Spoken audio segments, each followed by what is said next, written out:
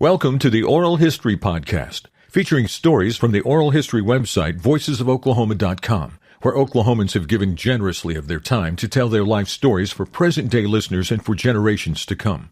Our entire collection is available on the website voicesofoklahoma.com. Subscribe to be notified of new Oklahoma oral history podcasts. Here's another interesting storyteller from voicesofoklahoma.com. Today's date is July 13th, 2010. State your full name, please. Nancy McDonald. Your date of birth and your present age. I was born June 4th, 1936, and I'm 74 years old. Where were you born? I was born in Beemer, Nebraska. Let's talk about your mother. Mother's name, maiden name, where did she grow up? Mom's maiden name is Shores, Marguerite Shores, S-H-O-R-S. She was born in Beemer, Nebraska. She was a registered nurse. And then in later life, she went back to school and became a librarian.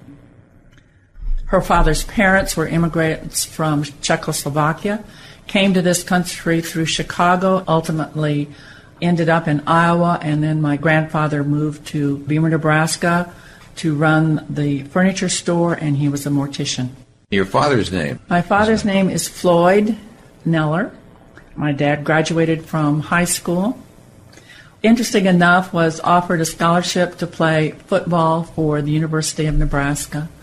But his father had died when he was 13, and so he had to take over the family farm, and he had to make a living to put his two younger sisters and brothers through school. He farmed all of his life. His father and mother were both German, and his father's parents came from Australia through Canada to settle in Nebraska. And my grandmother's parents came from Germany through Canada and homesteaded in Nebraska when homestead was available in the 1860s. So they came 1860s to Nebraska. Brothers and sisters? I have one brother who's 3 years younger than I am, and one sister who's 6 years younger than I am. My brother is an engineer. He's had an interesting career. He's worked on communication satellites, and part of his design is on the communication satellites that track the ships around the world. And his satellite is in the Smithsonian. His design of that satellite is in the Smithsonian. And his name? Howard J. Neller. He graduated from the University of Nebraska. And then he graduated from Pepperdine in California. He was in the Navy, and he now lives in Florida. Your education, the first school you attended, elementary there in Beemer? No, I attended a one-room country schoolhouse, District 19, north of Beemer. At the most, we had maybe 14 students. I had one other girl in my class all the way through until the 8th grade. In those days in Nebraska, if you attended a country school, you had to take an exam to make sure you were prepared to go to high school. And I attended Beemer High School. Graduated from Beemer High School in 1953. Any memories of that one-room schoolhouse? Was that a good experience? You felt you got a decent education from it? Well, when I look back at it, I started school when I was 4 because my mother said I needed to be in school because I was reading. My dad was president of the school board, and so he approved it. It was a great experience because you had individual attention, and I can remember hurrying to get my lessons done so that I could listen to the older children as they had to go up in front to share their lessons with the classroom teacher. So that was always fun. But I remember things like during recess we would play Andy I over the coal shed. We had a coal stove in the schoolhouse, and we had to pump water from an outside pump for water for the school. And we had outdoor privies. And some of the kids in the school rode their horses to school, and they were put in a horse barn on the school grounds. Probably one of the things that was most fun was to walk home with all the neighborhood kids. We walked to school and home again every day. How many miles? It was a mile for me, and it didn't make any difference whether it was raining or snowing or whatever. We walked to school. That was the precursor to open design school. You're exactly right, because it was all individualized. We learned from the other children. If we'd finished our lessons, we had special projects that we could do. I remember one of the most fun things to do was play in the sandbox. And if we were studying the Indian villages, we would build Indian villages. And if we studied Africa, we would make the African villages and all of the scenery and the costumes. It was a great preparation, I think, for learning. It was an advantage to you, too, as a 4 or 5-year-old, to hear the older students. Absolutely. They were educating you while you were sitting there listening to them. Lots of reinforcement, right. Always reinforcement. So then high school, good memories of high school at Beemer? Yes, I had 20 in my high school class. Had a great time. It was 3 miles to school. I had a school permit when I was 13 to drive to school. That was very exciting. I could drive to and from school. That was the rule. I could not go downtown because school was between the house and downtown. And I always wanted to go downtown and get a cherry Coke, but I knew that if I did that and my father found out, that would not be good. So I bought a 35 Ford from my great aunt for $135 to drive to school. And this would have been in the 40s? 48. I used the money that I had earned from selling my 4-H calf to buy my car. You were young, but do you have any memories of World War II breaking out in 41 and through 45? You would have been 8, 9 years old. Do you have absolutely.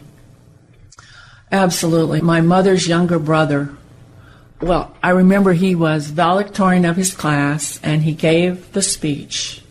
And the next morning, we went down to the depot, and he left for Omaha because he had volunteered to join the Army. And he was a tank driver with George Patton in the Battle of the Bulge. I remember such wonderful things about my mother and my grandmother, knitting socks for him and knitting scarves for him. My mother always baking for him and sending him cookies and chocolate. And getting the letters from him was a really big occasion. My mother was really great, and she had a map that she put up in the kitchen. So we would follow him as he crossed Europe. It's kind of interesting that you would ask this now, because he just died about 6 months ago. He always said that he became a physician because he was the first tank into Austria with George Patton's army. He upset his tank, and his best buddy was killed. He became a physician because he said, I didn't know what to do, and I was never going to be in that circumstance again. I was very close to Clayton. He would never talk about the war. My mother died about 5 years ago, and as I was cleaning out the house, I found all of his letters that he had written to her, which were really pretty incredible of what this young man, 18 years old, was experiencing. And interesting enough, I located one of his friends that had gone through training with him in California in the tanks and went with him, but he was in a different squadron. I located him in Texas, and I just talked to him. He is in his late 80s, and he wrote a book that I've just finished reading. And he talks about Clayton, and he talks about Clayton shared the stockings that my mother had knitted and the scarves with him in the tanks because they were so cold, and they slept in the tanks. They did everything in their tanks. It was just sort of interesting that this all sort of fell into place. So I really do remember that. And then my dad's younger brother went to the war. He also volunteered, and he was in the infantry. He went in on Omaha Beach. He went in through France and the liberation of France. And he and Clayton ran into each other in France, which was really exciting for the family because they got to see each other and share chocolate bars. And then I had another uncle that was a prisoner of war, was a bombardier, and was one of the first planes to go down over Germany and was a prisoner of war with the Germans for 3 years. And I remember him coming home and how he looked. He is still alive, and he is living in Atlanta, Georgia, with his daughter. Then I had another uncle who was also in the war. My mother was just so good about always sending all four of these boys cookies and knitting for them. My grandmother would roll bandages for the American Red Cross. So I really remember the war.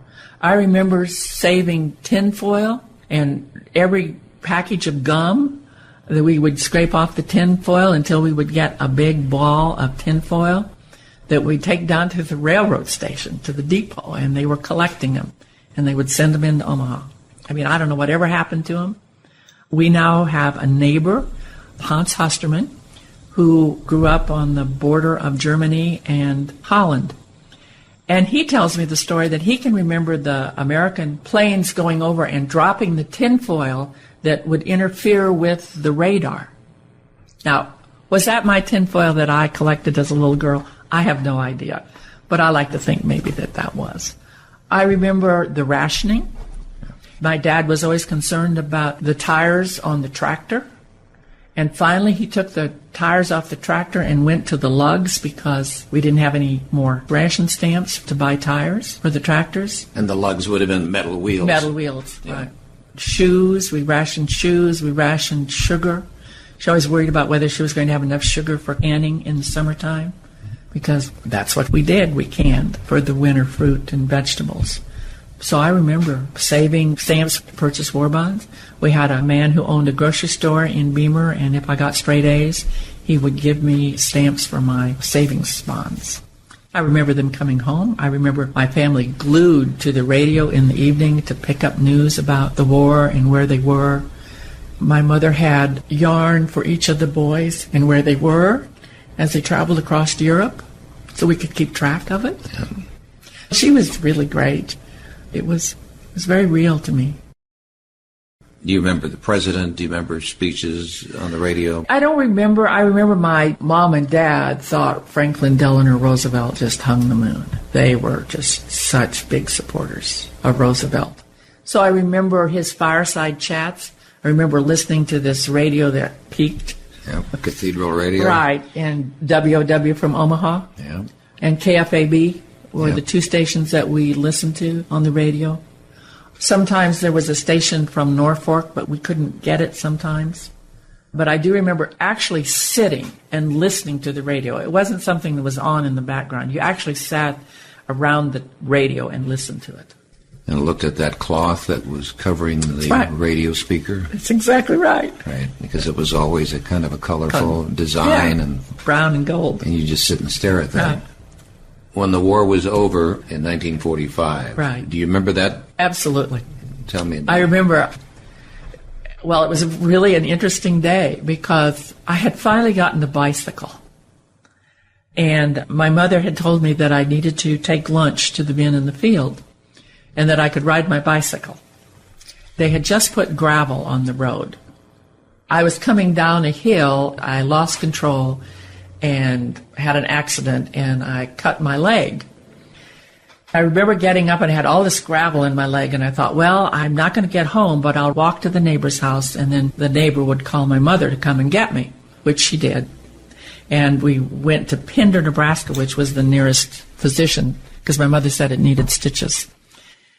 Anyway, we had just gotten home, and my father said that we need to listen to the news because there's an announcement that they declared peace in Europe. And I remember I had my bandage on my knee where I'd had this big cut. And Mother thought that I should probably stay home because she was a nurse and keep my foot elevated. And I really wanted to go to town because the band was going to play and there was going to be a celebration in town. And my dad said, she can go. I just remember my dad saying, it is okay. She's going to be okay. I'll carry her and we will go. And we went to town to the celebration and we had ice cream. Lots of flags and marching and all that. Well, it was just a celebration. It was an early evening. It was like 6 o'clock, and they pulled together the band for a concert in the town square. There were just families that were there. Yeah. Finally, it was over, and they were going to get to come home. There was big concern at that same time that the boys that were fighting in Europe were going to be sent to Japan and that they were not going to be able to come home. That was an underlying issue at that point in time. But in your case, it was not That was the not case. the case. Right. They came home. After high school, you go on to college. I went to the University of Omaha. I was interested in science. I have a degree in science, a bachelor's. What happens to you after that? I had an interesting career. I wasn't quite sure what I wanted to do. Clayton, my uncle, had just graduated from medical school. I was very interested in nursing, but I went to his graduation, and I remember there were 6 medical technologists that graduated. And it appeared to me that that was really a good career. I wasn't sure, so I was a freshman, and I was living with my grandmother in Omaha at that point in time. She had sold the hardware store in Beemer, and she had gone to Omaha to make a home for Clayton, who was at Creighton University in his undergraduate work and then went to the University of Nebraska Medical School. And she ended up managing Phillips Department Store in South Omaha for Sam and Henry Greenberg. It was just cheaper for me to live with my grandmother. And I was very close to my grandmother. And I decided I really was interested in that, but I wasn't sure. So I thought I'll try to get a job in a laboratory and see if I really like that, because I was just 16. There was an opening for a dishwasher in the laboratory at Lutheran Hospital on 24th Street. I applied and I got the job, and I was a freshman, and there was a wonderful medical technologist there by the name of Al Epstein and 4 pathologists, Dr. McWhorter, Dr. McFadden, Dr. Coolish, and Dr. Simon. They were very excited about my work, and they taught me a lot in the laboratory, and I continued my studies at the University of Omaha, and then I went on to take a year's training in medical technology from the University of Nebraska at the medical school campus. So it's a 12-month program, and you're certified after you pass exams as a registered medical technologist. And then those 4 physicians hired me to run their new laboratory, physicians' laboratory in Omaha, which was developing satellite laboratories all across Nebraska. I went out and standardized these laboratories in the hospitals, and they would send specimens into the physician's laboratory in Omaha. That was a great job. And then I met Joe McDonald. What year? I met Joe when he was a freshman in medical school. Where? The University of Nebraska. He grew up in Grand Island, Nebraska, Wood River. He went to the University of Nebraska in Lincoln, and then, of course, to the University of Nebraska Med School. He was a freshman in medical school when I met him. We dated for 4 years. I always laugh. I said I was really smart. I was not about to put him through medical school. I didn't marry him until he was a senior and about to graduate. You're married in what year? We were married in 1957. Joe was in a program with the United States Air Force that would pay for his last 2 years in medical school, and he would have to pay them back. He took his internship at San Bernardino Charity Hospital in San Bernardino, California, which, interesting enough, was my first experience outside of the state of Nebraska, which was some experience, believe me. I went out there and had a job teaching. I taught in the School of Medical Technology, which was affiliated with UCLA. Then, how do we track you through there as you were brought to Oklahoma? Well, at that point, he had to pay back 2 years for his payment, plus his 2 years that all physicians had to serve. So we had 4 years ahead of us in the United States Air Force. Joe was a general medical officer, and we were sent to a base in Karamursel, Turkey. I thought, by God, I'm going to the end of the world. I mean, both of us looked at a map. We could not even find it on the map. But we decided, well, this would be a great experience, and we would just suck it up and go. Joe had to learn how to be a member of the United States Air Force, so he had to go to Gunter Air Force to learn how to handle a gun and how to march. I went back to Nebraska. But during this time, we also learned exactly what we needed to do to take to Turkey, because there was no base housing, and we were going to live on the economy. We needed to take things like kerosene stove. We had to take our own furniture. We had to take everything that we needed. We had a child by that time. She was 6 months old. We needed to take everything that we needed for our child. We were going to take our car over. Joe left from the base in South Carolina, and I returned to Nebraska for 6 weeks to wait for my papers. Joellen and I left for Turkey the 1st of November, and it was an eye-opening experience for me. I remember Joe picked us up at the Istanbul airport, and he said, well, we're just going to have one night. I've made arrangements. We're going to stay at the Istanbul Hilton, which was wonderful. But he said, in the morning, Nancy, we're going to have, a real awakening to where we're going to live. But it's a nice house, he kept telling me.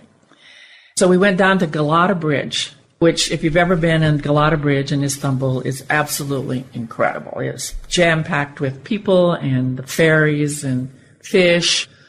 And people would come up and touch us. Joellen was very blonde, and they would touch her blonde hair. And, of course, I didn't know very much Turkish. I was learning it. We took the ferry over to Yalova, which was about 30 miles from the base, which was where we were going to live, in Yalova. And it was the rainy season. The commanding officer's wife met me at the ferry, and she said, here, you'll need these. They were knee-high boots. And I thought, oh, my gosh, where am I going? The house that we were going to live in was completely surrounded by water. It was a house built for the American physician. It was cold and damp, and we had no furniture. Joe had 2 army cots. We had an Aladdin stove. Joe had built a playpen for Joellen out of the packing boxes that had her crib in it. We lived that way for about 2 months until our furniture arrived. The electricity was unbelievable. It was 220 watts, but there was never enough electricity, so usually we had about 40 watts of electricity. Joe learned how to transformer to step it up to 110. We had days without water. I learned to speak Turkish because you had to bargain for everything, and I was paying too much money for the eggs. So I learned to go to the market, the bazaar, and bargain for the eggs and the cauliflower and the broccoli. But for 2 kids in their 20s from rural Nebraska, this was an incredible experience. We learned the language, and we traveled. We traveled a lot over Turkey, around Turkey. We went to Europe. Joe decided when he was a general medical officer, he was going to go into anesthesia. So they sent him to Wiesbaden for 6 weeks, and we went to Wiesbaden and traveled all over Europe. We had rest and relaxation, which they gave officers who lived in Turkey. So we went to Greece, and we bought a Mercedes and drove it back from Stuttgart to Turkey. Went to Tripoli. It was a great learning experience for both of us, and we really came back, I think, much more aware of cultural differences and an appreciation for that. It was wonderful. Then Joe came back to Lackland Air Force Base in San Antonio for his residency in anesthesia. From there, we were sent to MacDill Air Force Base in Tampa, Florida, which is where the F-4 pilots were that were going to Vietnam. That was really a difficult experience because those were the first pilots that went over. Many of their planes went down. Their families were in Tampa with us, many of them on our block. Many of them were prisoners of war. That was really a difficult assignment. Mid-60s? Mid-60s, 63, 64. Joe, you see, then he had to pay back for his residency. So we had the 3 years at MacDill Air Force Base. And then we had almost a little over 10 years in careers. And so he thought, well, I might as well stick it out. But Vietnam was facing him. And he said, I think I'll see if I can resign my commission. Not expecting it to go through. And in 30 days, we were out. We were very fortunate because 2 of the men that were ahead of Joe in his residency at Lackland Air Force had also been able to resign their commissions and had come to Tulsa to practice at St. John. And they asked Joe to come to Tulsa to practice with them. What were their names? Danny Chrisman and Hal Stratton. We followed them here. And then ultimately, Bruce Winger followed us. He followed Joe at residency, and then Bruce came. And they had the anesthesia associates at St. John's Hospital. So that would have been what year? 1965 is when we made the decision to come. To Tulsa. Right. So what do you do then when you come to Tulsa? By that time, we had 3 children. And I had not worked. I had done some work in some laboratories and standardizing equipment and some teaching, but I was not working full-time. I just sort of dabbled in it. And then when I came to Tulsa, we didn't know very many people. We didn't know anyone. I knew the 2 wives, well, at that time, Judy Stratton and Twana Chrisman. You know, the Air Force, I think, is really a wonderful experience because it really is a family.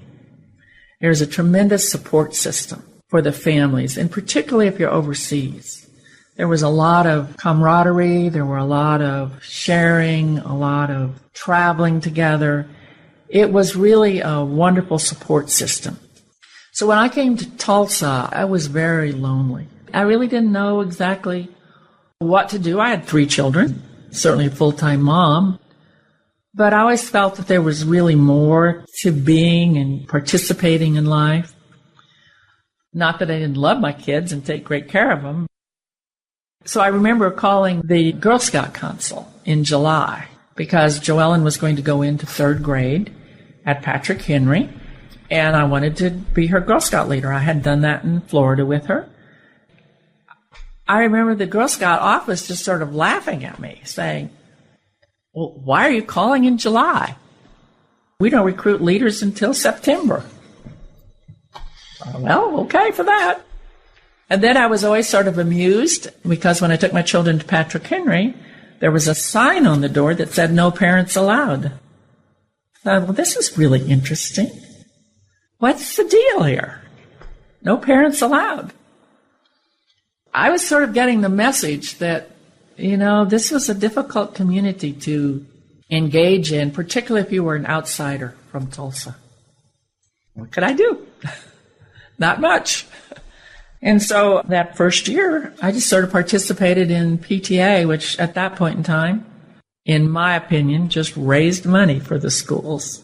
There was no direct involvement or anything in the decision-making on how that money would be spent. That raised a lot of questions for me. And I was not exactly thrilled with what was happening at Patrick Henry. What was it that did not thrill you? Well, of course, every parent thinks their children are genius. And our second son... Why don't we name all 3 of the children? I have 4 children. 4 children. 4 children. Joellen is our oldest. Paul, Jason, Morva. And then we have a quasi-adopted son, which is another interesting story. But our second son was reading in 1st grade. If he finished a book, the teacher would have him put his head down on the desk. And he was a discipline problem. He ended up in the principal's office more than he was in the classroom.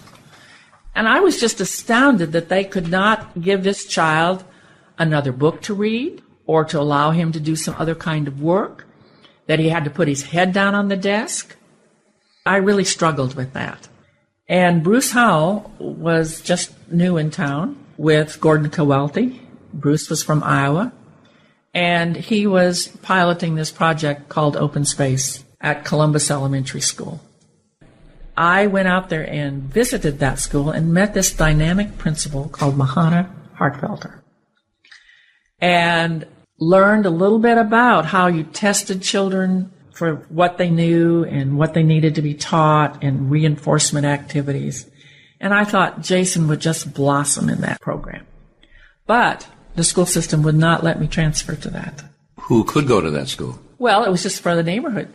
There wasn't this whole thing of transferring in between the neighborhood schools. So I could not get to that school unless we moved in that district. And that really was not an option. We had just purchased the home in Patrick Henry. Financially, that was not an option for us. We were just sort of stuck. Again, this would be now in 66, about? 67. Okay. 68. And that same time, this is sort of crazy, John, but if you follow me, it was the same time that Tulsa Public Schools was faced with the integration, particularly the desegregation of the 4 schools that were built for segregation. They were built for? They were built to segregate. They were built for segregation. Elementary schools. Right, elementary schools. And the 10th Circuit Court had said, you have to desegregate those schools. You have to desegregate all of your schools that were built for segregation.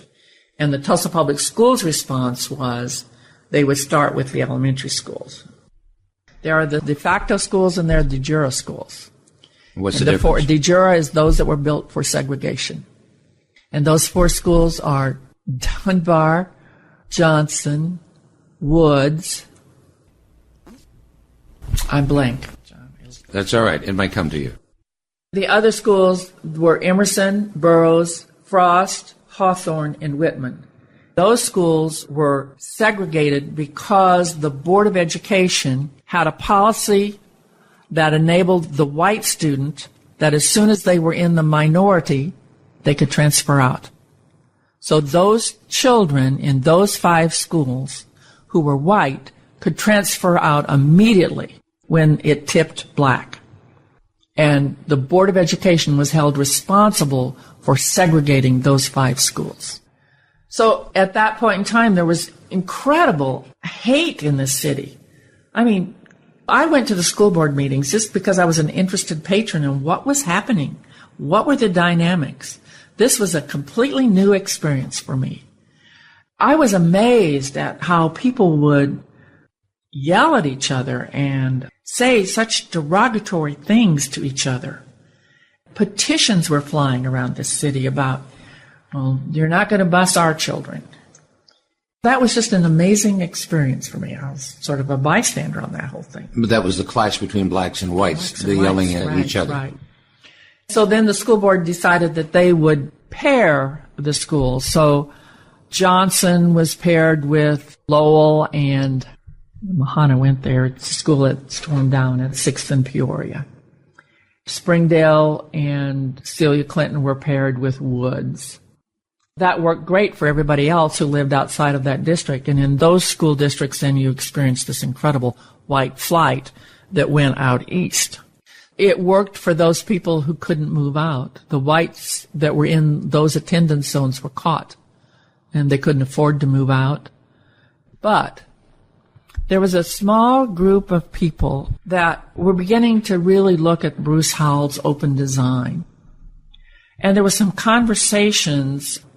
Judy Winger, who was a good friend of mine, her children are Patrick Henry, and she was really disgruntled with Patrick Henry also.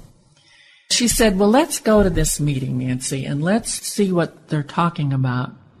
And let's see if we can't maybe be a part of that and have access to that open space school.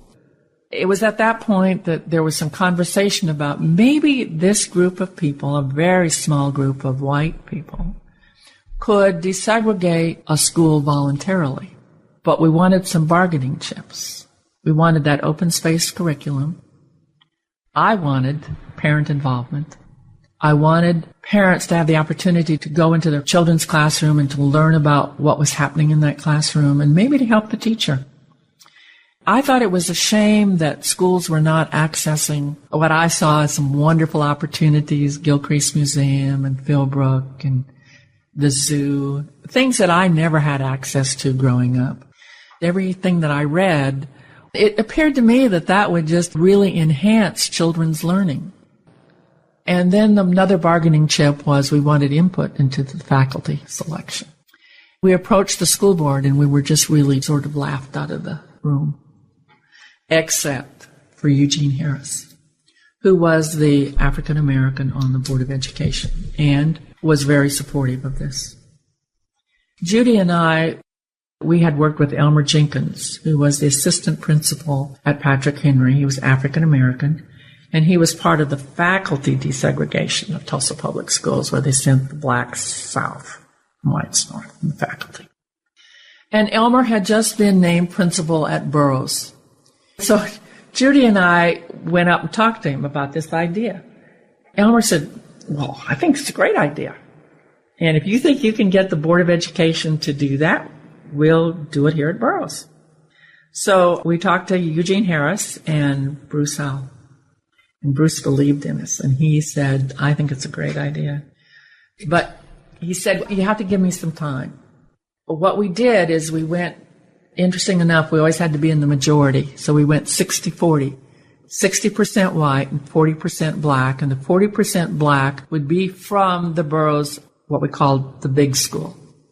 Bruce said, well, we'll move in some prefabs onto the Burroughs playground, and I'll handpick the teachers to do this.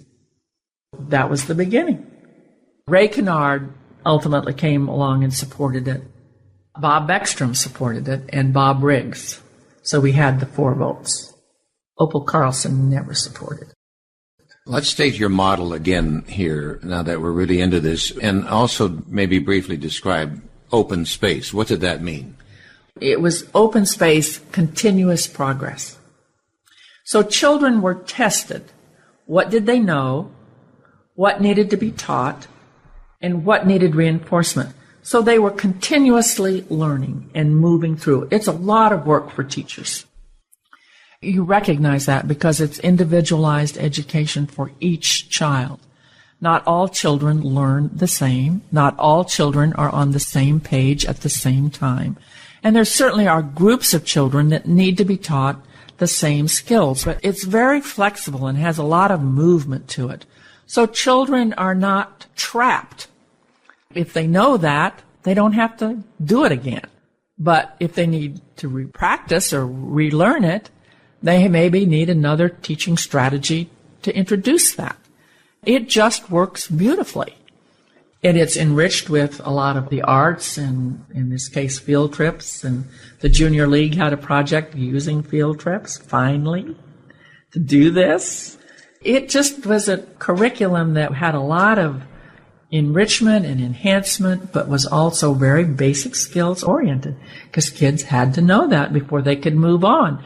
I always explained it to parents as this foundation is very firm.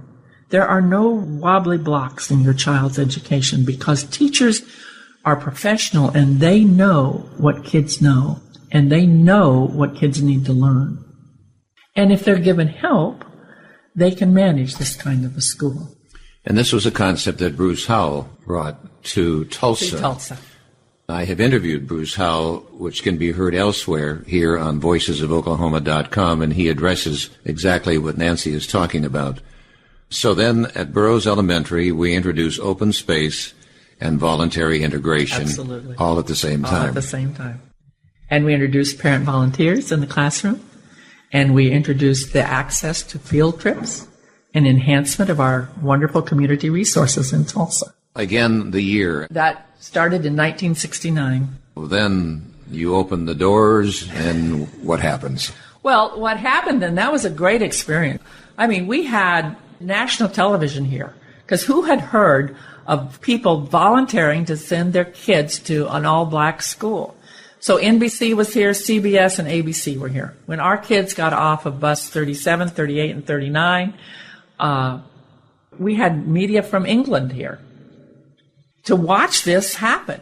Now, what was very interesting, the prefabs were not ready for our children, and the teachers were not ready for our children. So our children actually went to the big school, regular Burroughs school. They had no desks and no books, and our children sat on the floor for 2 months. I remember going to Bruce Howell and saying, I can't hold these families together anymore. If you really want this program to go, those prefabs have to open up Monday morning. Okay, so lots of parent feedback. Yeah. It was tough. These people really wanted this to go, but here we are, and our kids were really kind of suffering from this. The teachers in the traditional Burroughs school were not prepared for this. It was not a good beginning, but parents really believed in it, really wanted it. If I reflect on this, the thing that made this so successful is that we had community leaders' children engaged. Joe Williams' children were there. George Kaiser's children were there. Bill Dunge's kids were there. We had a lot of physicians' kids. It was a good group of people who really cared about the city, cared about education, cared about children, and some changes had to happen. At the same time, the school system had closed Carver and had bussed out 1,200 black youngsters 3 weeks before school was going to open that year. Why did they close Carver? Carver was forced to be. It was an all-black school. Judge Doherty said, you got to desegregate this school, and the school system had not moved on it. They closed it. So those children went? Those black children went involuntarily to some Southside schools, Edison, Wilson, Whitney, Madison, Horace Mann. And so that was forced busing. Right, then. that was forced busing. That was going parallel with what we were experiencing, which was a great experience in integration, black and white families working together, a good faculty, everything that we wanted to have happen for children. Our children were happy and having a great learning experience. The Little Red Schoolhouse, then, is that? That is Burroughs Little School. We called it Burroughs Little School. And that was the beginning of the voluntary integration. So move us along in that year, then. Well, our kids were having a great experience, and the waiting list was growing. We had a long waiting list of black and white families who wanted that experience for their children. So Bruce Howell called Judy Winger and myself in, and he said, "Do you think we could reopen Carver?" Judy, we both had sixth graders that had returned to Edison. It was not a good experience. Our boys were miserable. So Judy said, "Let's tackle this, Nancy." We began to talk to other parents at Burroughs about the possibility of reopening Carver. At that point in time, we met a gentleman named Julius Pegues, who was very interested in reopening Carver. And Julius was very interested in getting his children into Burroughs Little School, because he was living in Academy Central at that time, which was outside of Tulsa Public Schools. And there were a number of people interested in the black community of reopening Carver. So Bruce saw it as an opportunity to bring his work in middle schools to Tulsa. He had written his dissertation on middle schools, emerging adolescents, and he was eager to try this. We had the utmost confidence and respect for his work. It seemed to us like a good idea. We presented it to the school board, and then this was kind of interesting. The school board always sort of played these little games. I always called it a game with us. They said, well, before we'll even consider reopening it, you'll have to have 250 students, 150 white and 100 black. Carver the facility was a mess. It had been vacant for 2 years. I remember Bill Dunges saying, if we can reopen this school and make it attractive to both black and white, we will have done a miracle. Bill Dunges headed the curriculum committee because Bruce had to kind of educate us about what was this middle school concept. Is this really something that we wanted for our kids? Judy and I were responsible for recruiting the parents. Judy was going to head this. And then I was going to work with Bruce on faculty selection. But in the meantime, we had a wonderful mayor in Tulsa, Mayor Bob LaFortune, who was also very interested in this project. It was because of Bob LaFortune and his commitment to the Model Cities project that we had enough money to renovate Carver. The Tulsa Public Schools did not put 1 cent into the renovation of Carver as a middle school, or did they fund any of the activities, curriculum development, or recruitment. That was money that was raised independently outside of Tulsa Public Schools. So the school board at that time, the late 60s, early 70s, were dragged begrudgingly into integration? Absolutely. With the exception of Eugene Harris. And then we had a new member on the board who defeated Opal Carlson, Hobart Sanders, who was an MD, and very progressive and very supportive of Bruce Howell. At that point, Gordon Cowelty, who was not exactly on board with all of this. And he was the superintendent. He was the superintendent. And Bruce Howell at the time was the associate superintendent. But Gordon Cowelty obviously endorsed Bruce Howell and his innovative ideas. That's right. And couldn't say no to him. That's exactly right. Gordon sort of gave us lip service, I always felt. That was hard because we just had a concept. We did not have a building. We did not have a faculty. We had Bruce Howell talking about middle school concepts. It was hard to recruit 150 white kids to go to this school. And it was going to be a selection process for blacks and whites. So we did things like rallies. I mean, we put our kids out front. I never will forget, we had a bonfire at the Second Presbyterian Church. I remember our little kids up there standing on boxes, talking about what a great experience Burroughs Little School was. When we had 250 people signed up, then the Board of Education said, okay, we'll reopen Carver. So the children really helped you in recruiting. Oh, yeah. Yeah, the kids were great. Once we got Burroughs Little School going, the kids recruited. The kids recruited for Carver, and the kids recruited for Booker T. All we did was provide those opportunities and make those arrangements for them. So you observed this population mixed. Racial tension, did it rear its head? Not really, John. Not really. And the families that were engaged were there for a common reason. They wanted this to work. They wanted this experience for their children. They believed in what happened. I think in the black community there was always some resentment, but I think for the most part they recognized the alternative because at Carver their school had been closed. They knew that that certainly was looming over their heads and a possibility. And this was reopening Carver. And this was gaining some really national recognition. I had an interesting experience with Carver, and I will never forget it, and I tell this story often to people. Carver had not had a good reputation. There were a lot of discipline problems at Carver before they closed. And it was always in the paper. So that presented a lot of anxiety to recruit people to go to Carver. I remember at one meeting I said, well, maybe we need to change the name of Carver. Little did I know. This elderly black gentleman came up to me and he was shaking his finger at me and he said, Mrs. McDonald, I don't want you to ever, ever say that again. And I said, why? And he said, because I was a little boy and George Washington Carver came to Tulsa to dedicate this school. I stood on the steps and held the umbrella over his head as he dedicated our school. So that was it. There was no conversation after that about changing the name. About February of 1971, Judge Doherty had said to the Board of Education, you desegregate Booker T. Washington by 1973. Did you bring the open space to Carver? Yes. Continuous progress is an extension in Bruce's middle school concept. Okay. So that just moved right into Carver, and that was a great experience. So the judge says you must integrate Booker T. Washington. Right. And then the Board of Education, they had their plans. You know, they had the plans for desegregation of Booker T, which are very interesting. Do you know these plans? One plan was that they would have Booker T, Central, and Edison. If you were the 10th grade, you'd go to Booker T. If you were the 11th grade, you'd go to Edison. And the 12th grade, you'd go to Central. Well, that was great for everybody that lived outside of that district. So that didn't work. Then they had a plan where they would draw little pockets around the city, but you'd never know where those pockets would be. And if you lived in that pocket, you were sentenced to Booker T. Washington for one semester. So that was continuously changing. That created too much anxiety in the community. And another plan was they would have a lottery. And that was too risky, and people didn't like that. So Bruce Howell said, do you think we could do this voluntarily?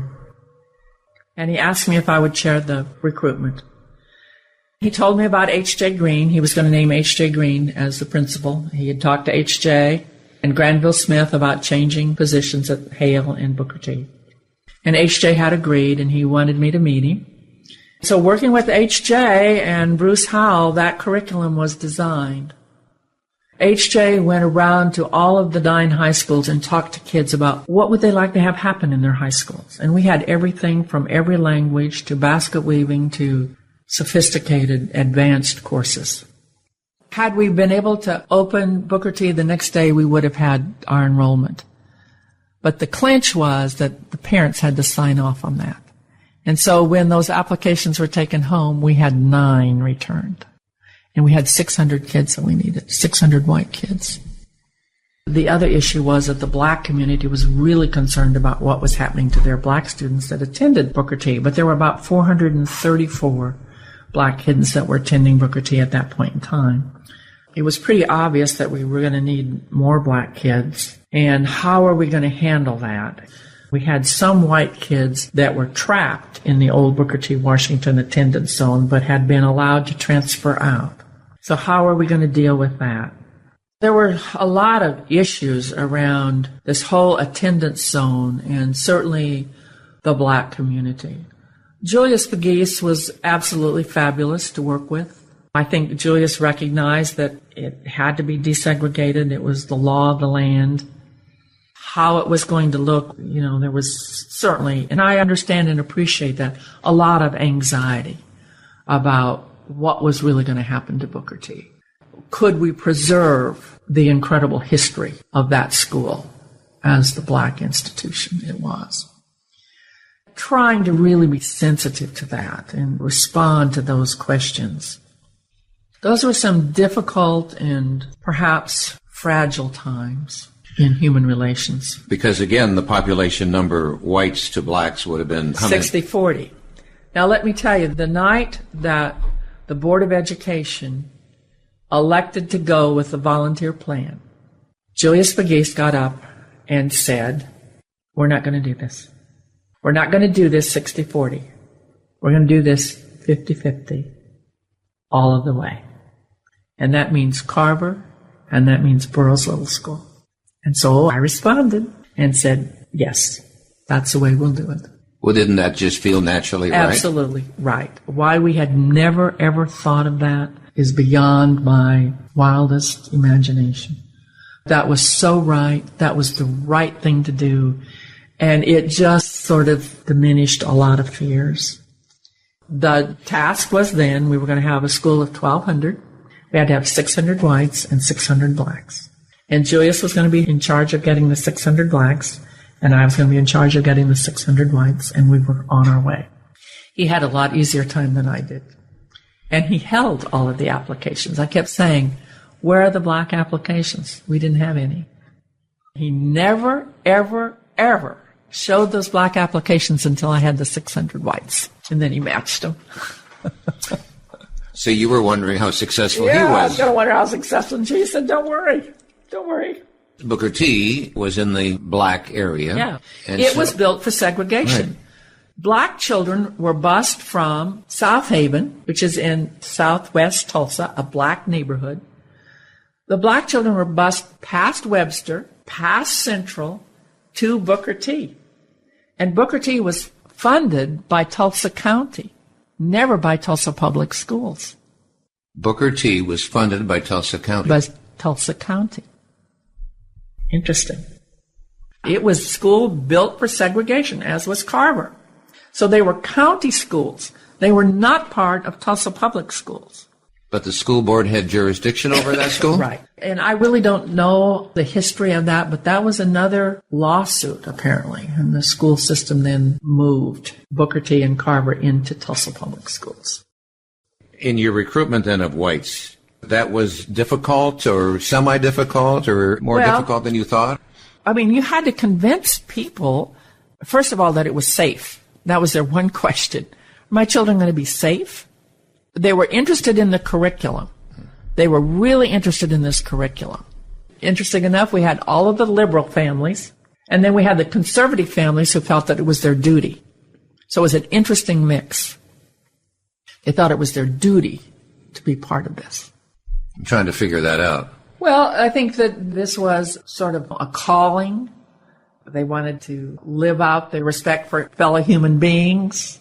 We had a lot of that conservative, fundamental, I need to be a part of this. This is my calling. This is what Jesus is expecting me to do. I'm going to be a part of that. So we had an interesting mix of kids, which sometimes could be a little challenging. So how did we recruit? It was tough. But I finally came upon the model that the community meetings were not working. This had to be done in very small groups of people. If I had one parent, if you volunteered to go to Booker T, I would ask you to host a coffee and invite your friends. And so that summer, H.J. Green and I attended 70 neighborhood meetings to recruit. It came about the middle of August, and I was still short 167 white kids. Wow. I mean, I'm working with these people. I thought, how am I going to get these kids?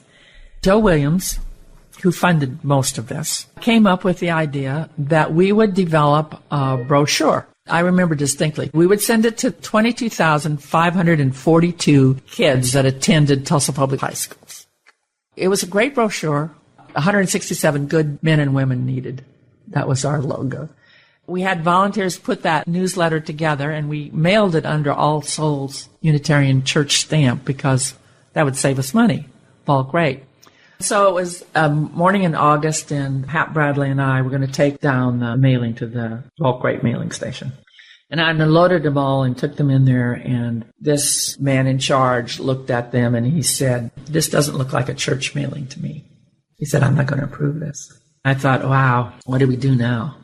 I asked to see his supervisor, and the supervisor walked through the door. It was an African American.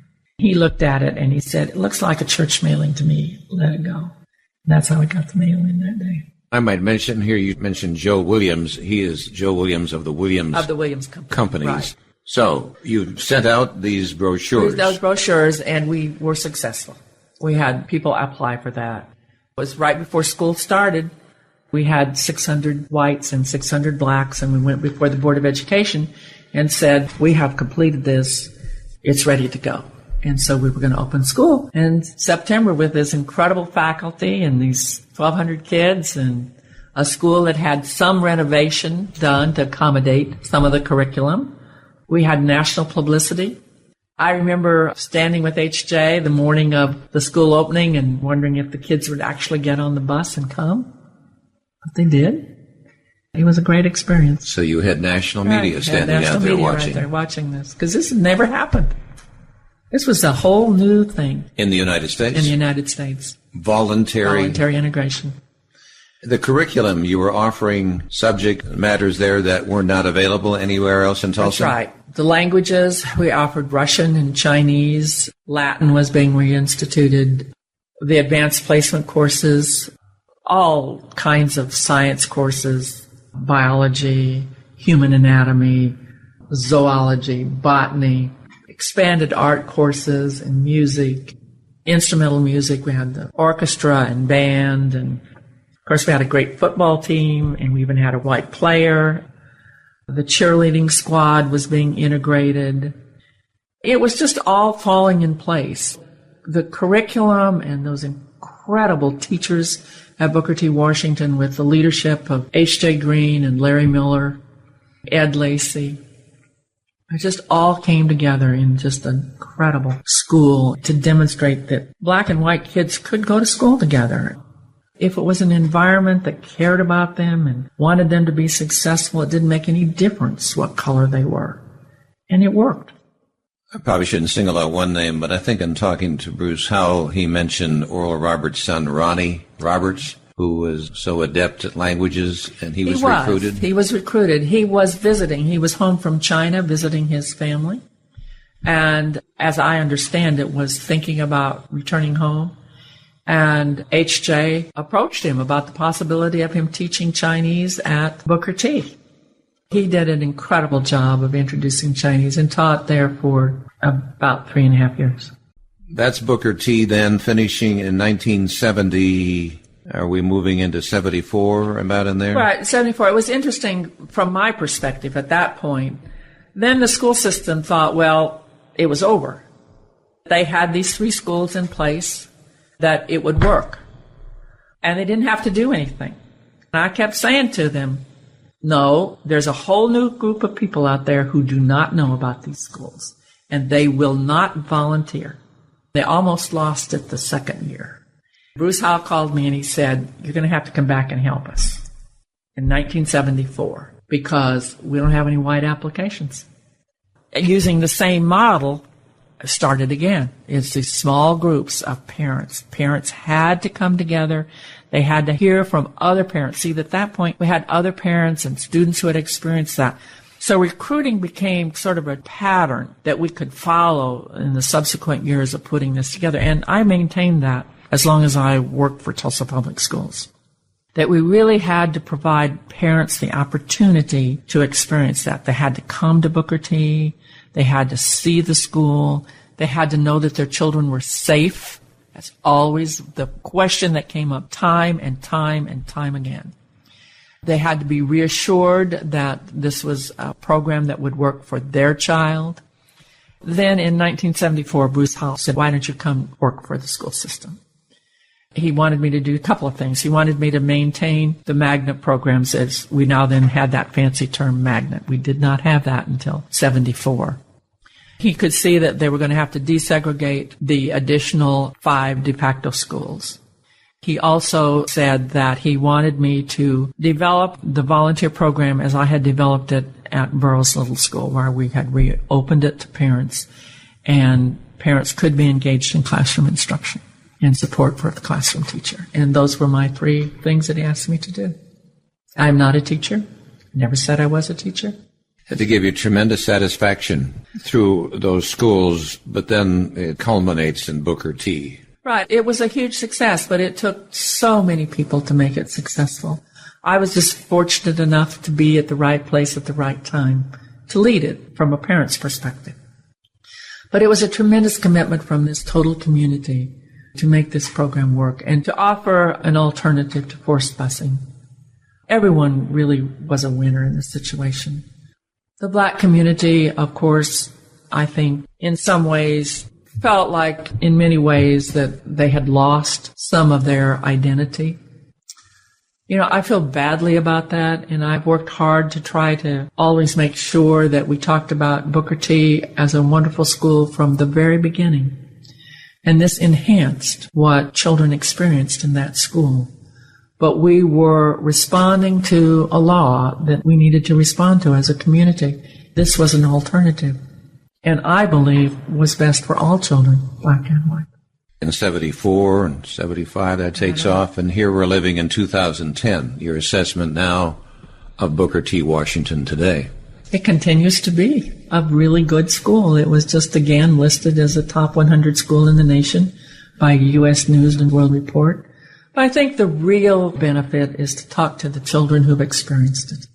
It never fails that I have the opportunity to talk to young people who have experienced that, and they have no idea who I am. I will ask them about their experience, and they will tell me, for the most part, black and white, what a great experience that was, how they learned to get along with all people, all cultures, how it made it so much easier for them when they went to college, when they were perhaps having a roommate that was of a different culture. It wasn't a big deal. When they're in the workplace, they said, you know, my experiences at Booker T prepared me for the workplace and getting along with all different kinds of people. It didn't mean race, it means sexual orientation, it means religious, it means national origin. You know, that's what it's all about. So while we had this model working in these schools, what's happening to the rest of Tulsa? Because there are other schools. Did this voluntary plan continue, or were they finally forced? There was Central, wasn't there? There was Central High School, but Central had a natural integration because all of a sudden the black families who lived outside of the old Booker T. Washington High School, they had integrated into the neighborhoods, and so they could go to Central. And that was really moving towards integration in the 60s, middle 60s particularly.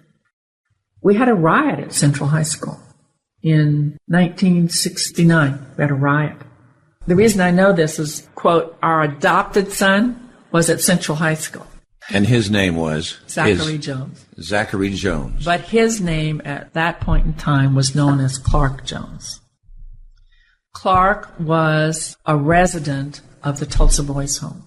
When I first came to Tulsa and really was seeking opportunities to work in this community, I was asked to be a member of the Junior Association of Tulsa Boys Home.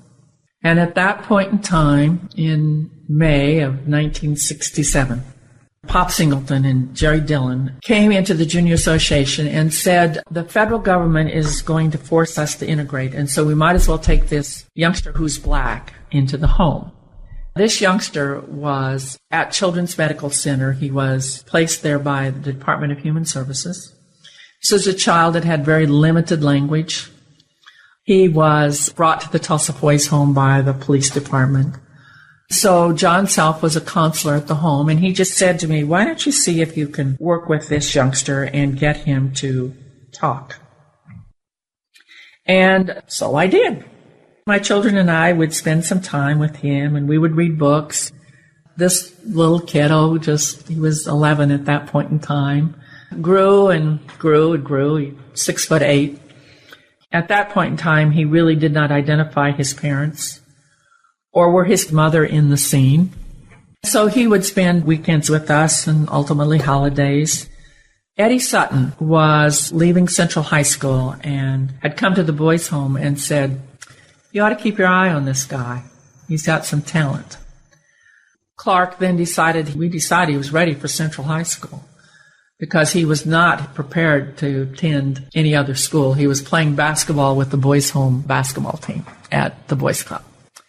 Jim Howard was the coach at Central, and he saw something in Clark and really worked with him. I tutored Clark all the way through high school, and Ken Hayes recruited him for TU. We knew that he could not make it academically at Tulsa University. So working with Ken Hayes, he went to Crowder Junior College in Missouri, and he blossomed, did really well. He returned to University of Tulsa as a junior. He came to live with us permanently when he was no longer at the boys' home. He grew up in our family. Our kids recognize him as a brother, and he recognizes our kids as his siblings. He calls me Mom. He calls Joe Dad. He's just part of our family. He was starting TU. He was the center for TU's basketball team. His mother came back on the scene. She was in Seattle, and he learned that his real name was Zachary. So he came home from picture day, and he said, "I decided I'm going to use my real name." He wanted to go see his mother in Seattle, and we sent him up there, and that was okay. He returned the next day. Zach then was being recruited by the NBA, but he was not going to make it. So he tried out for Athletes in Action, and their team was full, but he was picked up by France. He went to France on a trial basis, was extremely successful. I remember saying, you take advantage of everything they offer you, like language classes. And he's fluent in French, and he stayed in France. He's now 55. He played basketball until he was 47 in France, and is coaching now. Married a French girl, has 2 children. We call him Little Jason. Little Jason is 6'8". He was the starting center for Northeastern University in Tahlequah. Was named All-American. And Sarah Joellen is on the rowing team for Central State. She's a junior. She has straight A's, and we're really proud of her work. So that's my connection with Zach Jones. That's how I know about Central High School and the riot, because Larry Alexander and Roy Lewis were there, and they knew I tutored him, and they called me and said, "You need to come down here because he is in the middle of the street trying to negotiate between the white and the black kids." Bring us into that scene then. What was going on? What were they negotiating? Well, what was the fight? They were upset. Black and white kids were upset with one another, and they were fighting, and they had lined up either side of the street. I guess that was Cincinnati. They were going to fight. They were rioting. Clark was out there in the middle trying to stop this. And Mr. Lewis said, "You've got to get him out of there, Nancy. This is not safe." So you went down there? I went down there. And what what I did said, you do? "Zach, come on." Well, Clark, this is not good. You've got to let the police hire them. Did the tension begin to reduce? Yeah, the tension reduced and things went sort of back to normal. I don't remember. I just remember taking him out of there and taking him home. Yeah. Because it was not a good situation. So I know about Central High School and some of the challenges that they had. Webster did not seem to have that challenge. The challenge from South Haven, those children went to Webster eventually. They did not seem to have those challenges. You know, there certainly were some issues as some of the black youngsters chose to stay at Edison High School, chose to stay at Hale, chose to stay at Rogers. But for the most part, the integration, even though we had some involuntary, worked for the most part. But it took a lot of people, incredible teachers and administrators, just working on that all the time. You developed the school volunteer program. That's right. So here's Miss Volunteer herself getting a program started, which seems natural. Interesting enough, that was a national movement. It was really instigated by the Ford Foundation. The Ford Foundation had some grants available, and Bruce Howell was always on top of all of this.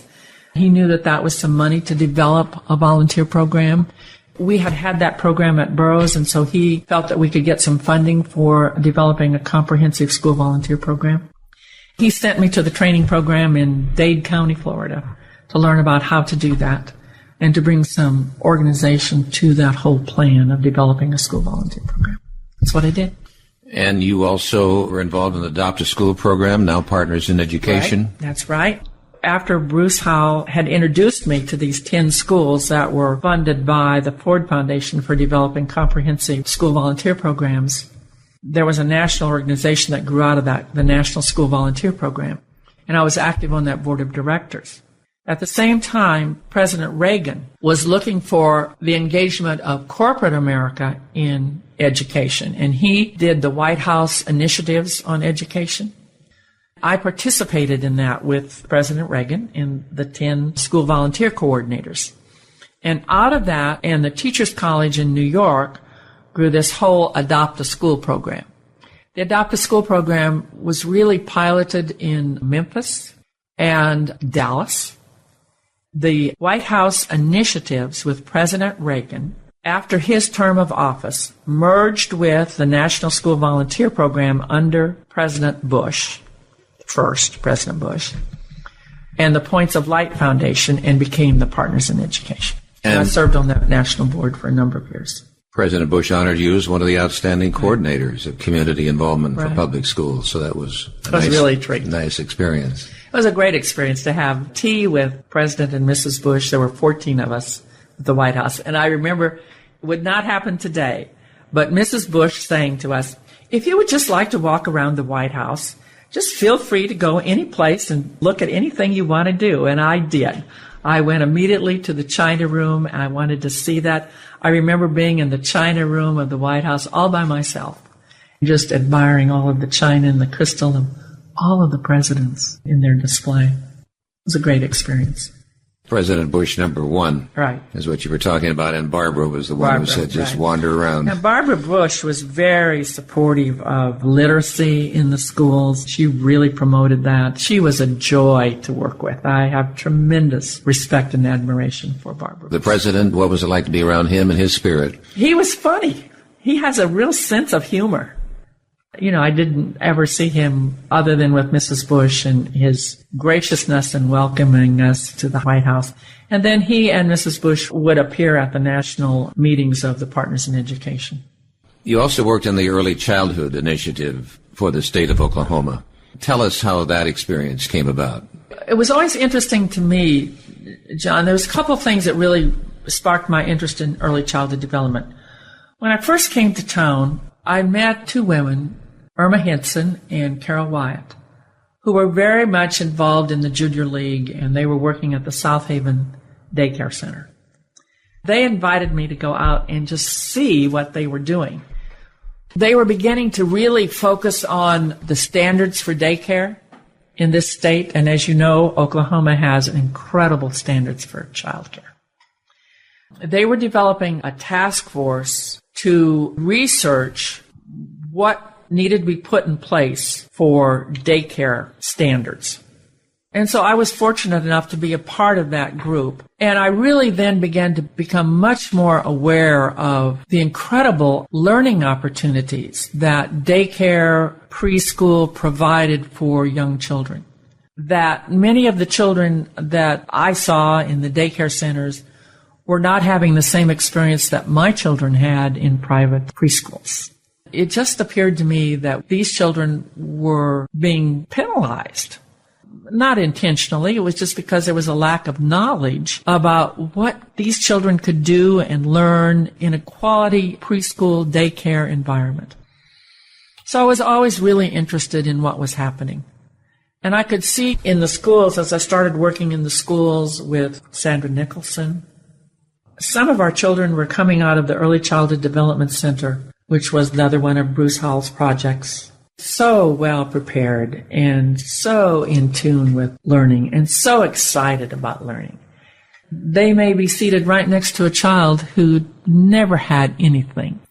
It just always made such an impact on me about why were we doing this? We were really penalizing young children. Poverty, lack of experience on the part of parents, Lack of experience on the part of daycare workers and quality training for them. Most daycare workers at that point in time were not provided opportunities for training or learning. Out of that grew the Friends of Daycare, and Irma Henson and Carol really worked on that. We worked with the State Department to really begin to enhance and change the standards for daycare in this state, and have had a number of studies since that moved us. I think we're in the top 4 in the nation with our daycare standards. It was sort of interesting because Martin Fate, who was then president of PSO, was going to become president of the Chamber of Commerce, and he was really looking for a project. And his wife, Ruth Ann Fate, is very much engaged in early childhood development, and she was one of the founders of Bethany Daycare Center. So I knew of Martin's interest in early childhood development. I had just been out at a school, an elementary school in North Tulsa. The teacher had requested some volunteer help, and I went out to kind of figure out what we needed to do. And she said, I just want you to know, Nancy, that the majority of my children do not know their names or their colors, let alone anything to do with numbers. So I thought, here's an opportunity. I'm going to take Martin out there. So he went out to this school with me.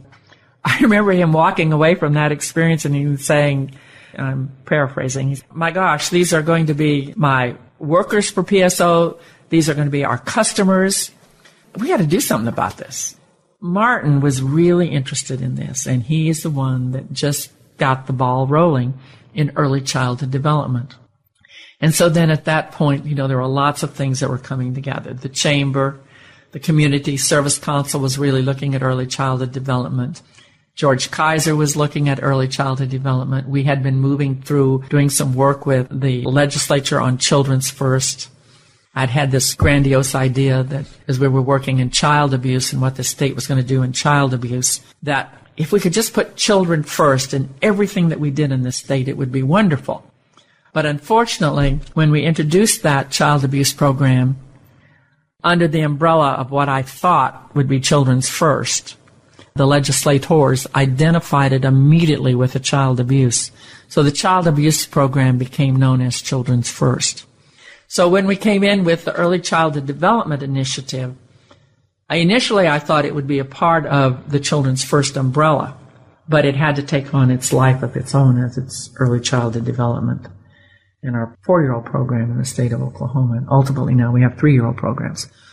I didn't quite get it under the children's umbrella, but Children's First is still funded by the state legislature, and it's an incredible program to identify parents who are at risk for abusing their children. It's a program done through the health departments with nurses. It's very successful. It's been evaluated, and it is funded totally by the legislature.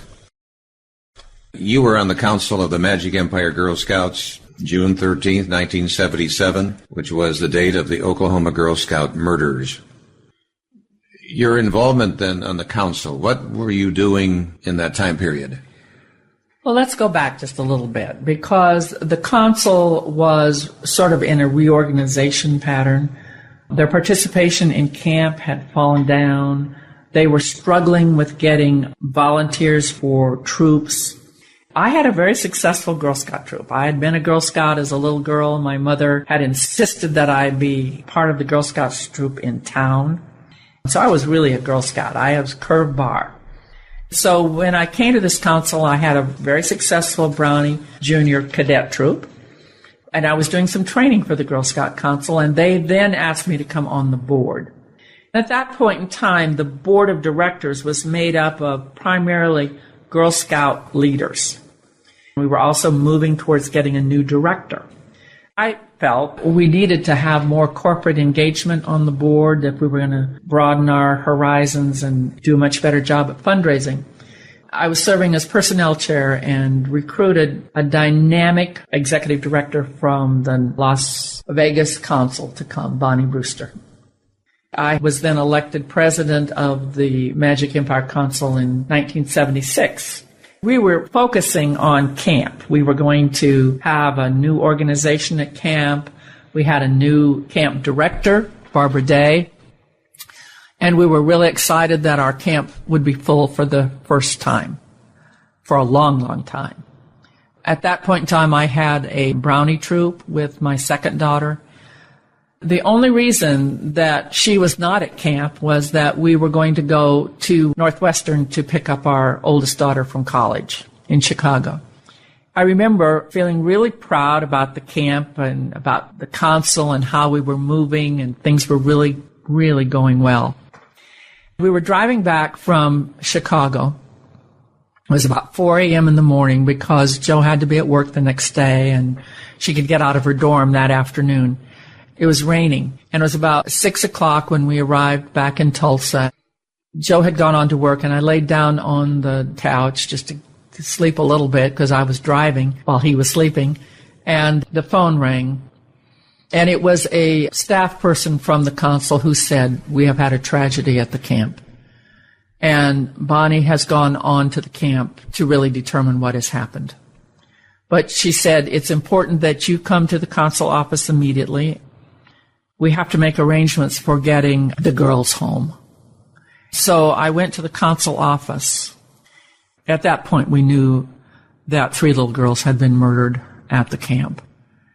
We had a system in place where we could alert the parents to come, that their daughters would be coming back on the bus. They would be back in Tulsa, hopefully by 9:30, 10 o'clock. So I sat down with the staff member. We started calling the parents.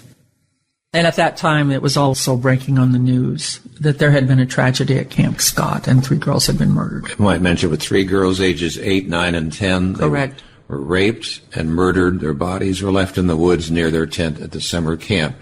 It was Lori Lee Farmer was 8, Doris Denise Milner was 10 from Tulsa, and Michelle Gousset, 9, of Broken Arrow. Correct. That's the setting. That's what really happened what there. happened. Right. We had a camp counselor, a counselor in training, who found the bodies and was really together. And she alerted the camp staff. So the camp staff immediately woke up the girls, and the little girls didn't really know what happened. They did not know what happened until they returned to Tulsa and their parents could tell them. And then we had, of course, the Oklahoma Bureau of Investigation and the Locust Grove Police. Camp Scott Right. was part of the Tulsa-based Magic Empire Girl Scout Council, and Camp Scott was a 410-acre compound. It was located between Locust Grove and Tahlequah. Right. Pete Weaver was the county sheriff, and Pete Weaver was there. I did not go to the camp. I stayed in Tulsa because all of a sudden we were dealing with national media, local media, parents, and then certainly the parents of the children who were murdered. I would say it was the day I really grew up in my work in not-for-profit because, we were dealing with all kinds of issues. Public relations, murders, staff relationships, counselors who were falling apart, parents who were falling apart, my own family, the threats on my own family. Why were there threats in your family? Because I thought I was responsible for it. It was such an incredible experience. Personally, from my point of view, the national media was in here. I came home one day and had a reporter from the National Enquirer sitting on my front porch. I had threats on my life, threats on my girls' lives. The police, I had 24-hour security at my home. I had never experienced anything like this. So there were other members of the council who probably had threats as well. Same thing. Jo Eaton was another. She was vice president of the council. But Bonnie was just amazing. She is an amazing woman. And Barbara Day, who was the camp director. And of course, we had to tell the 3 families. Were you in on that? Mm-hmm. Each of them dealt with it in a different way. It was a tragedy. No one ever thinks about anyone entering the sanctity of a Girl Scout camp or any camp of children. Even though you think you have all of the security and the precautions that you need in a situation like that, we now know that that's not the case. To myself that day, I said, we will never reopen Camp Scott. I made that promise to myself and to those 3 little girls that we would never open Camp Scott. That was not a popular decision. There were people who really objected to that, but I held fast to that. And Bonnie supported me on that. Because I knew from my own experiences at Camp Scott that there would always be the stories. There would always be those stories that would be real to little girls. And so at that point in time, I met with Jack Zink because I felt that, and certainly with Bonnie, both of us felt we needed to reopen our camp immediately. We needed to offer these little girls day camp, and so we did. With the support of the Tulsa United Way, we were able to bus children every day to Camp Tulsa for the camping experience. They never stayed overnight. Was that on the Jack Zink Ranch? That's on the Jack Zink Ranch. And then ultimately, Jack gave us that property to the Girl Scout Council to develop Camp Tall Chief. So camp has, in the Girl Scout world, Camp Tall Chief, plus some other properties that we have, is a viable, wonderful experience for children. And they don't have the stories. I try to go out there every year just for my own peace of mind. First of all, we have a very sophisticated security system that is a model for many camps.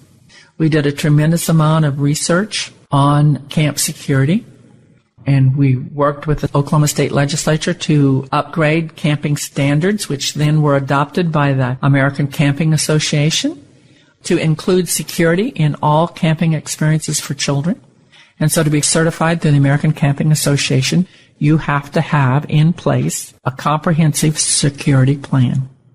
For my own peace of mind, that is my work on behalf of these 3 little girls who were murdered. You know, I never forget thinking about them. They're the same age as my daughter. And how difficult that must be for those families. But it was an incredible experience. We had a civil suit as well as the criminal charges. We might say here, and those listening want to do further reading about this, but it still is an unsolved crime. Jean Leroy Hart had escaped 4 years earlier from the Mays County Jail. He'd been convicted of raping 2 pregnant mothers, was born about a mile from Camp Scott, and he was on the loose. He was arrested within the year at the home of a Cherokee medicine man. He was tried in March of '79, and he was acquitted by the local jury. He died in prison in June of '79 while jogging. He died of a heart attack. And I believe the sheriff said he was 1,000% certain that Jean Leroy Hart was the one.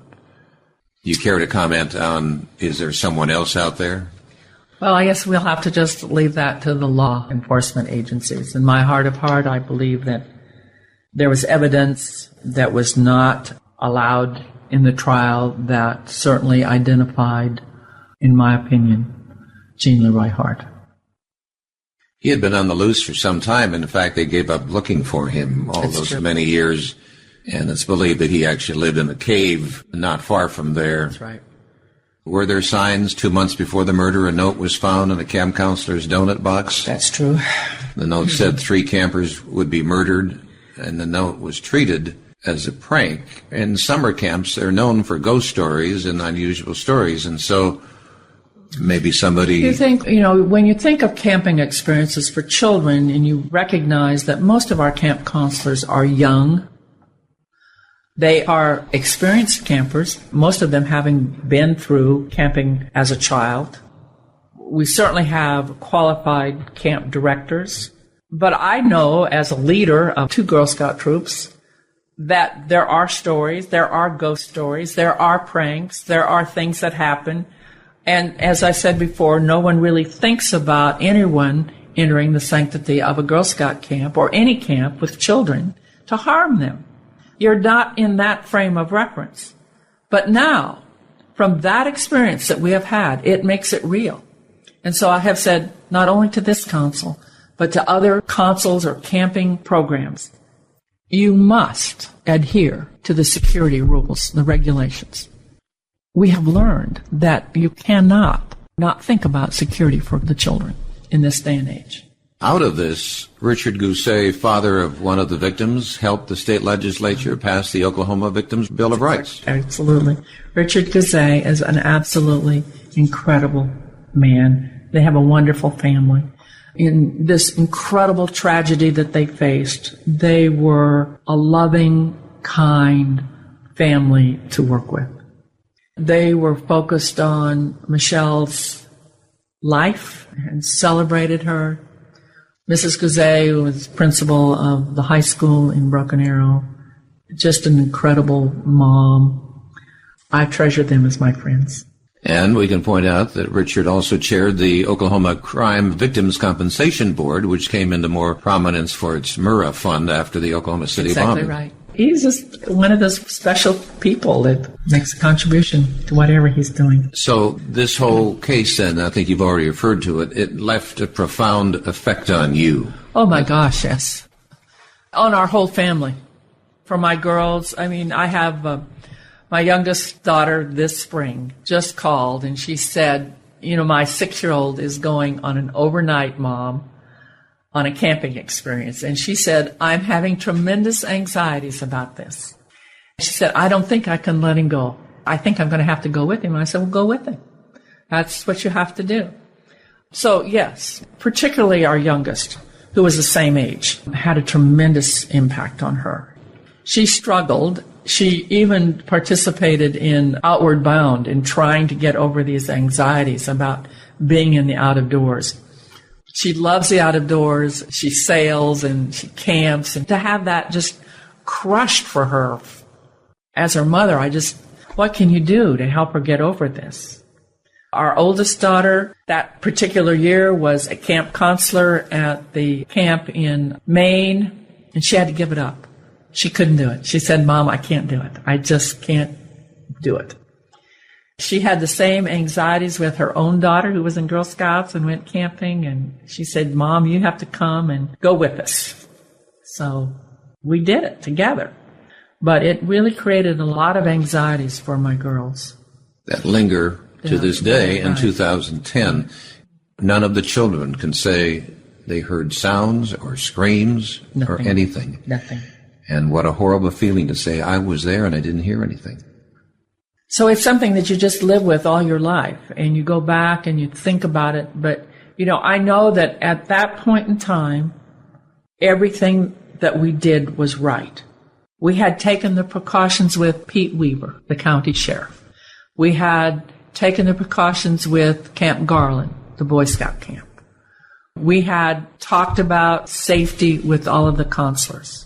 We had gone through a comprehensive training on safety for girls, safety in the camps, safety in the camping experience. So everything that we knew we had done, in my opinion, correctly.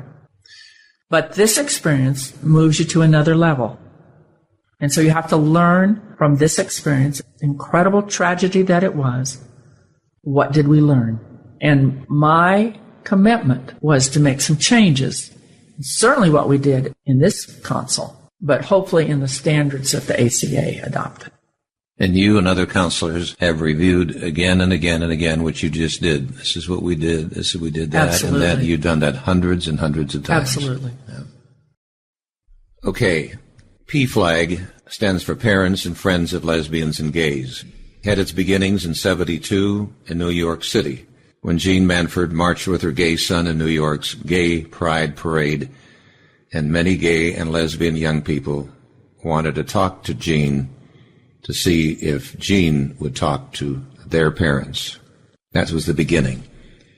And of so many things that you've been involved with, you're also involved now in the local chapter of PFLAG, and you became president of Tulsa-based PFLAG as it was known then.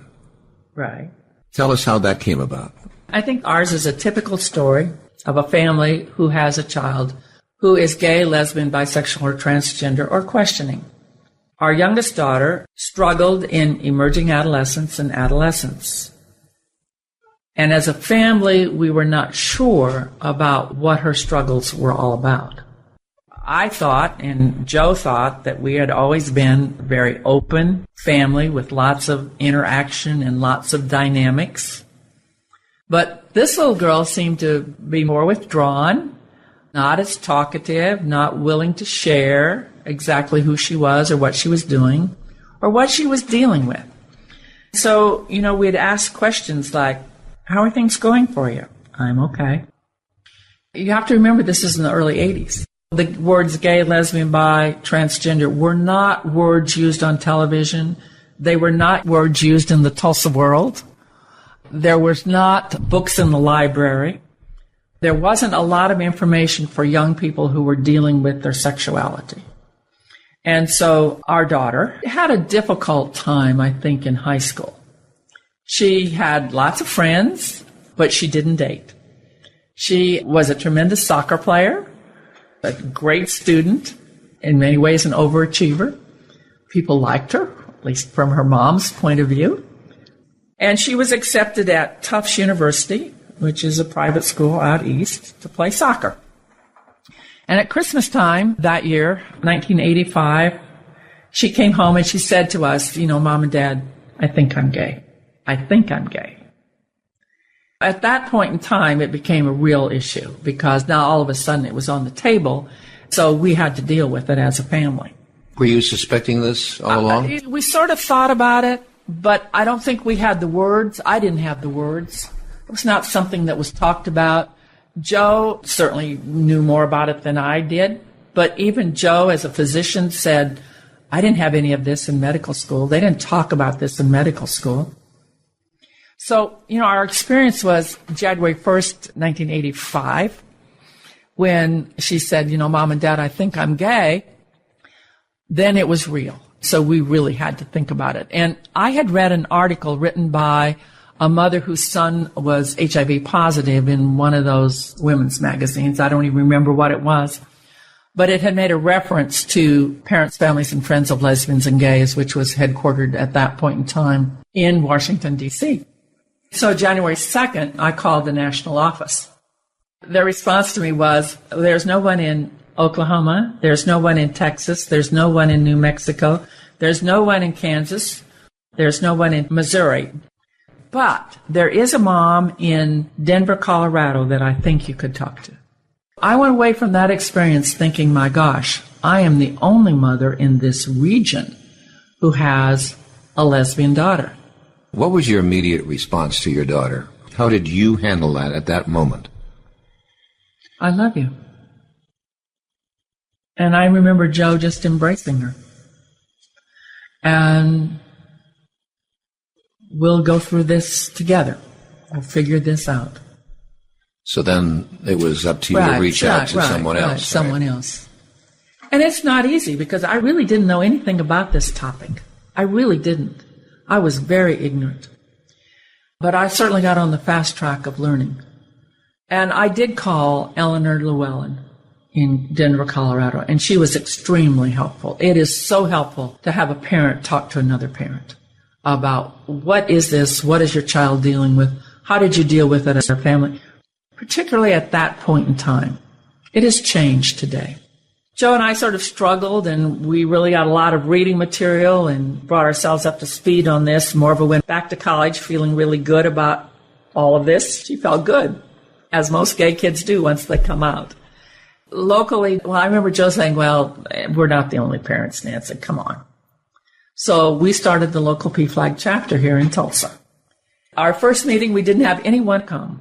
I mean, we didn't know how to do this. How did you announce it? How did you advertise it? Well, I went to the editorial board before I started the chapter and told them what I was going to do. They agreed to do an article in the paper. And interesting enough, Joe and I did not use our real names. We used fictitious names because there was some concerns about us being identified. The paper chose to do that? Yeah, right. The Tulsa World did an article on PFLAG and these parents, but they also did, parallel to that, an article on Exodus, which was parents of children who could change.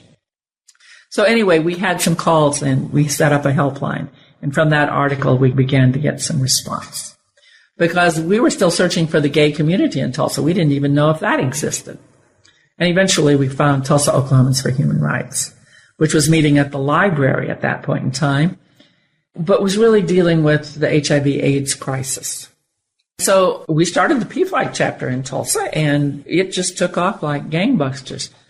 The interesting thing, John, that I learned, and eventually was difficult for me to handle, is that I also became much more aware that the youngsters that were committing suicide in Tulsa Public Schools were probably gay. And we were not doing anything for them. Nothing. Nothing. And no one was willing to do anything for them.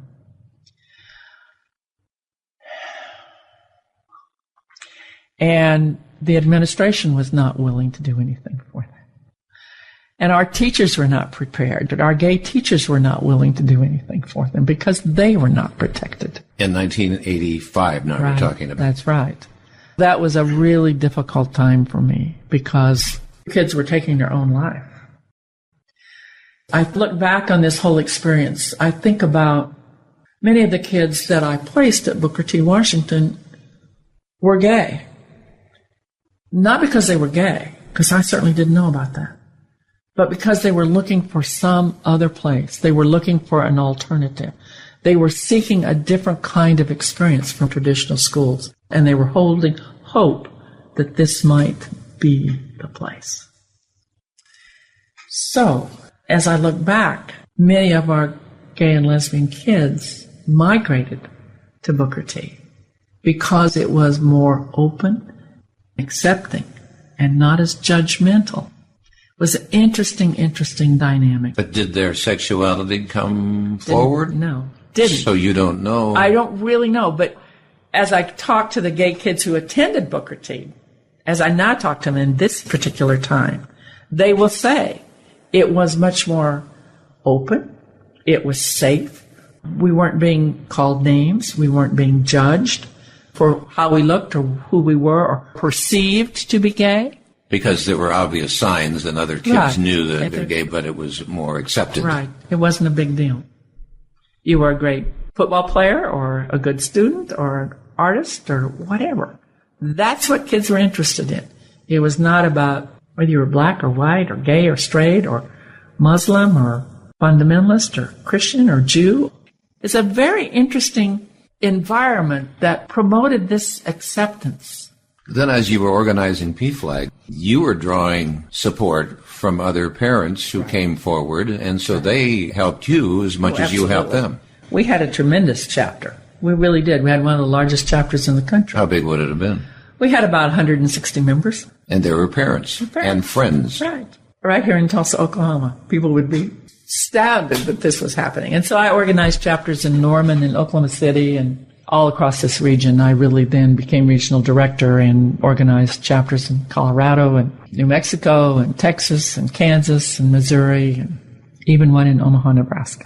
The way the community saw this issue then and the way this community sees it now, would you compare that? Well, I think what has happened is gay and lesbian issues have become accepted as part of our culture. We are much more knowledgeable about sexual orientation and what causes our sexuality, although we have not pinpointed whether it's hormonal or genetics.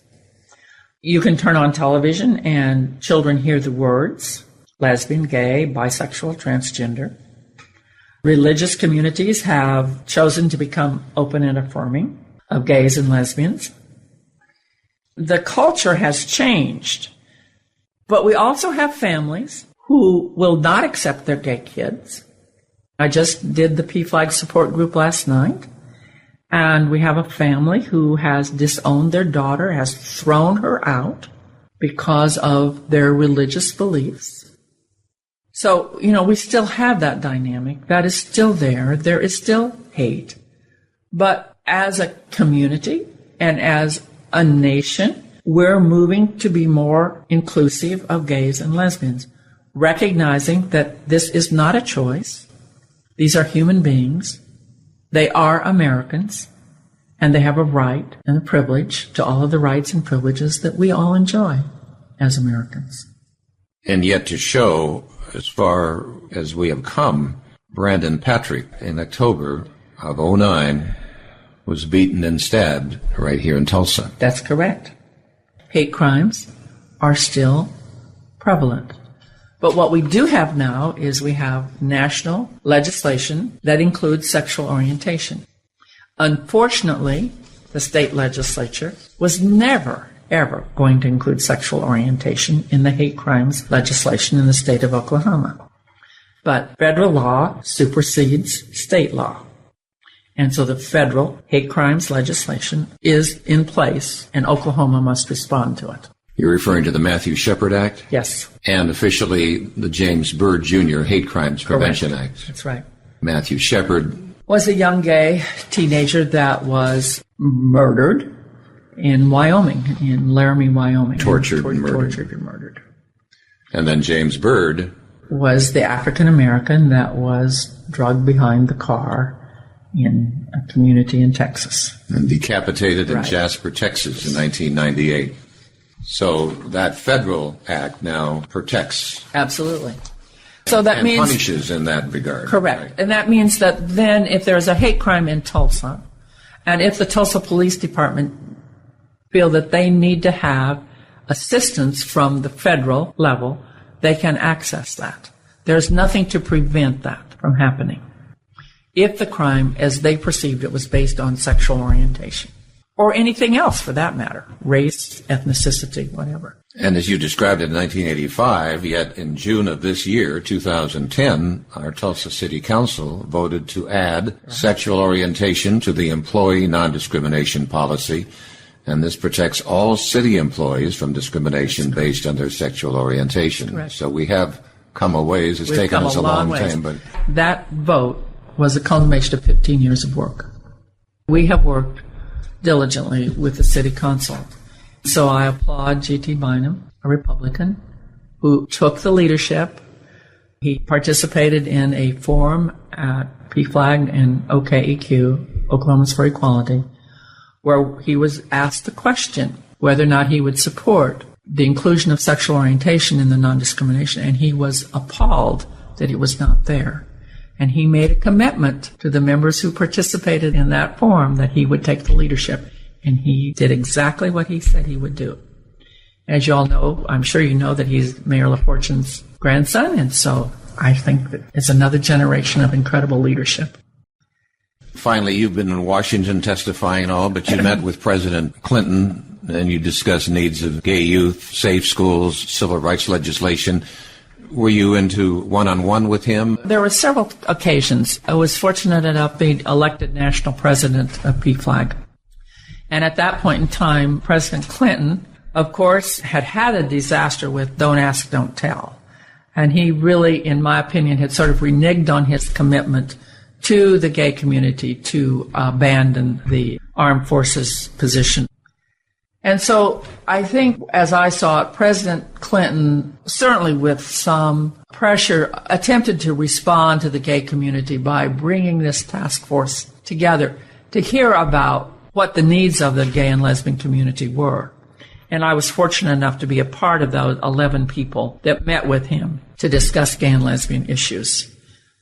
My points were safe schools for children. Youth suicide is incredible among our gay youth, 3 times the national rate for other youth. We certainly were interested in the hate crimes, certainly because of Matthew Shepard, and Judy Shepard was very much engaged in this. We really were seeking protection in employment because in the state of Oklahoma, as is in 39 other states, gays and lesbians can be fired for just being gay or perceived to be gay. That's why it is so important that corporations such as Williams and now the city of Tulsa and American Airlines and Quick Trip, and I can go on with a number of other Tulsa corporations, and 47 not-for-profits that protect their gay employees by including sexual orientation because they are not protected in the state of Oklahoma. So these were some of the issues that we talked to President Clinton about. He really then picked up on the hate crimes and took the leadership in the hate crimes legislation. The White House hosted a seminar on hate crimes, bringing law enforcement. Drew Diamond was a part of that, our former chief of police. Is there a word you'd like to say to a parent now? And this could be heard 25 years from now because of today's technology. And when this comes to their attention, what are they supposed to say, act, and knowing that it is a major surprise, I suppose, or maybe it isn't? What I always say to parents is you should be so proud and so pleased that your child has given you the gift of honesty. You have raised this child to be honest with you and open with you And now when this child says, Mom and Dad, I'm gay, they're being honest. And I hope that you will accept that, even though you may not understand it, that you will embrace your child and love them because now you know the whole truth about them. And that you will take it upon yourself to educate yourself, and in this case, work for equal rights for them, because they do not enjoy the equal rights that our straight children do, and affirm who they are. You've received numerous awards and recognition, but for all your volunteer work, can you even say one has brought you the most satisfaction or not? That's really a hard question to answer. I'm very proud of my thanks badge from the Magic Empire Council of Girl Scouts. That, to me, was just a recognition of what I thought was a job well done. I am very proud of my recognition from PFLAG at the national level, because I believe that my leadership brought it from a mom and pop organization to one with national credibility. I'm very proud of my award from Tulsa Community College for my work in early childhood development. And I'm very proud of the award that I just received from OCCJ, which is the Spirit of Nancy McDonald, which will be a perpetual award to those volunteers and teachers and principals who embrace different than the same. OCCJ, meaning? Oklahoma Conference for Community and Justice. Okay, then advice. Students are listening in the area of maybe volunteer work, social issues. What would you say to them? Well, I have a favorite saying. It goes like this. Edwin Markham. There's a destiny in this world that makes us brothers. None go his way alone. For what you put into the life of another will come back into your own. And so I always think that my life is richer and fuller because I have chosen to engage in other people's needs and lives and hopes and dreams.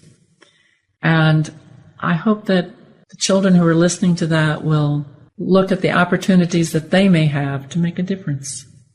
Very good. Well, I thank you, Nancy, for sharing all of this. Well, my pleasure. I hope you'll get a little bit out of that. We'll get a lot out of it, and it will be preserved for a long, long time. You have been listening to the Voices of Oklahoma podcast, stories taken from the oral history website, voicesofoklahoma.com. At the website, you will discover an array of storytellers. Many you will know. Some will be new to you, but all will be worth your time. This work depends on listeners like you, who are interested in learning about the great people of Oklahoma. Our website provides an opportunity to donate to this 501c3 project, which preserves Oklahoma history, one voice at a time. voicesofoklahoma.com.